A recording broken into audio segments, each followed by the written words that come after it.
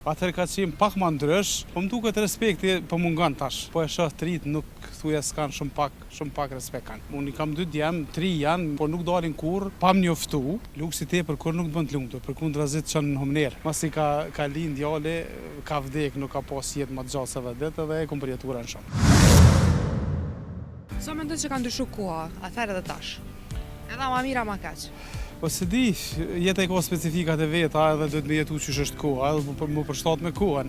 Atëherë ka qenë pak ma ndrysh, për disa aspekte është unë ma mirë, për disa tjera unë ma keq. Sot është për disa gjëra është ma mirë, për disa më duket ma keq.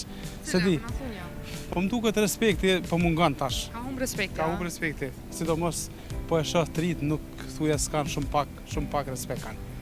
Vetëm në ato familje ku janë shumë të edukuar, shumë që ju kanë nejtë gati ma shumë fëmijëve, i kanë edukuar me edukatën familjare, s'po them të edukatë, po familjare kanë respekt, por ndryshe po mungon shumë. Sa mendon që ndëgjohet fjala e prindërve sot nga fëmijët? Dëgjohet. Unë i kam 2 djem, 3 janë, edhe ata dalin arktuhen, por nuk dalin kurr, pa më njoftu. Jo, nuk po them që më pyesin atë shkoj, se nuk është e nevojshme, po të paktën kur don me shku dikon thot bab unë po dal çto dhe gjithmonë mjafton. A mendon që trashëgimia duhet mundohet tek të gjithë fëmijët barabart apo ai që qëndron me prindrit me pas pak më shumë? Trashëgimia duhet mundohet barabar. Prindrit nuk mundën me nejt me të gjithë fëmijët. I ju bjen hise me nejt me njërin prej tyre nëse kanë më shumë. A do të më thon tani më shumë? Po besoj që nuk është e nevojshme me pas më shumë. Trashëgimia është trashëgimi edhe është duhet më do barabar me të gjithë. Pastaj varet çysh punon, se cili angazhohet edhe pasurinë mundet me rrit. Po trashëgimia duhet më do. Unë mendoj që duhet më do. A mendon që luksi tepër ndoshta edhe ju gjithmonë bën të lumtur? Luksi tepër kur nuk bën të lumtur, përkundrazi çon në humner. Duhet me pas kujdes se luks nuk bën me bë kurrë në jetë. Kurrë duhet me harxhu çaq sa ki nevojë me harxhu. Jo me harxhu me bo luks, se pasaj luksit devijan çon rrugëve të këqija, i futesh kriminalitetit, korrupsionit e këtyre varësane që s'po du mi përmend. Që na tregove gjën më të bukur që ka ndodhur në jetë, tash tregon atë gjën më të vështirësinë më të keqe që ka ndodhur në jetë, po e ke kalu, nuk e dërzu. Prap lidhet me fëmijë. E kom humbur një djalë pas tina pasanej. Masi ka lind djali, ka vdek, nuk ka pas jetë më të gjatë se vetë dhe e kom përjetuar në shumë. Sa po të desh me marrë vetëm edhe pse dhimbja e fëmijët nuk shuhet asnjëherë. A di qysh njeri kur beson në Zot dhe e din që këto janë që vijnë prej jetës, e te i kalon, unë jam i fortë se që kështë edhe emocionalisht, e kom përjetuar shumë rëmë, po me te i kalu nuk më ka ardhur shumë vështirë, sepse e kom ditë që jetën duhet me vazhdu edhe vijnë trashëgimtar të tjerë, mas atina e kom një djalë tjetër si drita dhe tash është burr, kështu që e kom te i kalu. Por mjekësia, si ka qenë atë kohë? Ka qenë e lehtë ndoshta më trajtu te mjeku? Mjekësia nuk është që ka shumë ndryshim, i vetëm ndryshim i mjekësisë tash është që teknologjia është avancuar dhe ka aparatura që janë më të mira për me trajtu çdo sëmundje, me bo ekzaminime mjekësore, është më lehtë. Për ndryshe mjekët unë mendoj që edhe atëherë janë mirë dhe tash janë të mirë. Edhe një pyetje për fund, për çka je pishman? Se di nuk e kam menu fort. Pishman, dhe nësë jam njëri pesimist, jam optimist. Nuk i bie pishman për gjërat që i bëj. Jo. Faleminderit shumë për kohën që ndave. Përshëndes, kaloni mirë punë bërë. Gjithashtu. Por unë kom pa njerëz që janë milioner, por as janë të palumtur që kam thonë kanë herë inshallah kur s'ma jep Zoti, me ranë çat gjendjet me pasuri mesatare, shoqëria më e mirë, edhe i varfër e prish shpirtin nga varfëria, njëjtë sikur edhe i pasurin nga pasuria. Përbes mesatare një 500 euro për një çift mund të jeton. Ella blak familje pa 1000 euro nuk mund me. E çka të bën ty të lumtur në jetë? Apo kush? Mbi gjitha mban shëndeti, por edhe kur rrimë njerëz të mirë, vallahi, çfarë shumë kënaqem sa s'mundesh me marrë me mend. A ke me familja me shok? Edhe me familje, edhe me familje jam shumë i afërt, edhe me shok që besa. Edhe me shok kam dëshirë shumë me nejt, me këmby lloj mendimesh, mësoj prej njerëzve, edhe kënaqem. Sa të rënon mëson thojna? Deri në ditën e fundit të jetës njeriu mëson gjëra interesante. A ka shok të vërtet sot?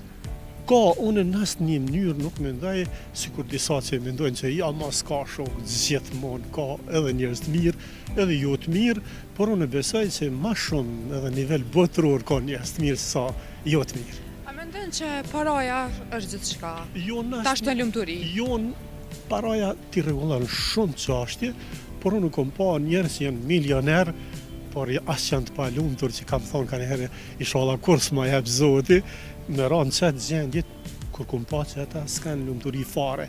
Kështu që dhe shoqëria mesatare, me pasuri mesatare, shoqëria më e mirë në nivel botës, jo ata se thuhet kështu. Edhe i varfëri prish shpirtin nga varfëria, njëjtë sikur edhe i pasuri nga pasuria. Kështu që shtresa e mesme është shtresa më e mirë, qasoj rrugë, si ku më do asnjëherë në jetë, me qenë mesatar. Cila mendon që kishte me qenë rroga mesatare në vendin tonë, për me pas një jetë normale? Përbes mesatare një 500-600 euro për një qift mund të jeton. Për një qef? Për një qift. Kallabllak familje ju? Kallabllak familje, pa 1000 euro, nuk mundem me dalë se... Kena na kësi rruga këtë? S'kemi mirësht, por edhe me folë drejtësinë e Zotit, ne mas lufte, se kemi menaxhu mirë shtetin, mendum njerëzit që me pak dituri, me pak shkollim, mendoj që mi marë pozitat kyqe, kryqe, edhe ato sot i kemi pasojat, edhe si rezultati asaj, kemi shpërngulje masive, të cilën unë shumë e orrej, se me u shpërngull gjenerata e rej, njerëz të shkollu me dalë jashtë shtetit, është një farë mirimi. U i ke njash për një jetesë më të mirë, po? Këtu është jeta më e mira. Si e shate këtë qeveri? A e ka dhonë maksimumin? Pak për qeveri, po kërkoj falje, uroj nesër, edhe 2-3 ditë kur është. Okej, a në tregon?